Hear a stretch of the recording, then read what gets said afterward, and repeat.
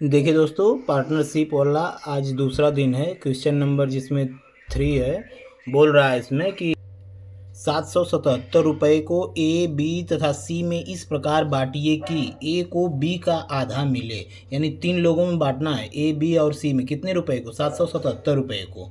क्या कैसे बांटना है कि ए को बी का आधा, यानी जब ए को मिले तो बी का आधा मिलेगा। तो मतलब अगर ए को 1 मिलेगा तो बी को 2 हिस्सा मिलेगा, तभी ना बी का आधा हो जाएगा ए को। फिर बोला है कि बी को सी का आधा। फिर बी और सी में रिलेशन दिया हुआ है कि जी बी को जितना मिलेगा सी का आधा मिलेगा। तो अगर बी को 1 मिलता है तो सी को फिर 2 हिस्सा मिलेगा, तभी तो सी का ये आधा हो जाएगा। यानी कहने का मतलब है कि तीनों का जो रिलेशन हो जाएगा, तीनों का संबंध, ए संबंध है, बी संबंध है, सी, तो 1 का 1 में गुणा 1 ही कमा, 1 संबंध है, 1 का 2 में गुणा 1 दूना 2, फिर 2 का 2 में गुणा 2 दूना 4, यानी 1 संबंध है, 2 संबंध है, 4 हो जाएगा। इसको इस तरह से भी समझ सकते हैं कि ए को बी का आधा, तो देखिए बी का आधा मिल रहा है कि नहीं, ए को बी का आधा, तो बी को 2 है तो ए को 1। फिर बोला है बी को सी का आधा, तो सी को 4 तो बी को कितना 2 आधा मिले, तो सी का हिस्सा कितना होगा। तो दोस्तों ए, बी, सी तीनों में यही अनुपात में बटा हुआ धन है, यानी तीनों का अनुपात दिया हुआ है, 1 संबंध है, 2 संबंध है, 4। तो अनुपातों का योग कर लेंगे तो 1, 2, 3, 3, 4, 7, 7 बराबर दिया हुआ है। कितना धन में बांटना है? तीनों को 777 रुपये में बांटना है। आई होप कि ये बात आप जरूर समझ गए होंगे। तो 7 से कटाएंगे तो 1 बराबर कितना हो जाएगा? 111। 1 बराबर 111। तो बोला हुआ है कि सी का हिस्सा कितना होगा, तो सी का हिस्सा कितना है? 4 हमें आए, तो 1 बराबर 111, तो 4 बराबर, यानी सी का हिस्सा आ जाएगा।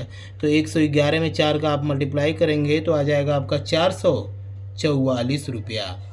ये आ गया आपका आंसर। आई होप कि इतनी बात आप जरूर समझ गए होंगे। दोस्तों अब देखते हैं क्वेश्चन नंबर नेक्स्ट। बोला है क्वेश्चन नंबर चौथा में कि 15,400 रुपये को ए, बी, सी में इस प्रकार बांटिए कि बी को ए और सी के कुल राशि हिस्से का 3/11 मिले। यानी जो बी का हिस्सा है ना, ए और सी के कुल हिस्से का, यानी ए और सी का कुल हिस्सा जोड़ेंगे, इसका 3/11। अगर ए और सी को एक हिस्सा मिल रहा है तो इसका ये 3/11 हिस्सा मिलेगा। किसको? बी को।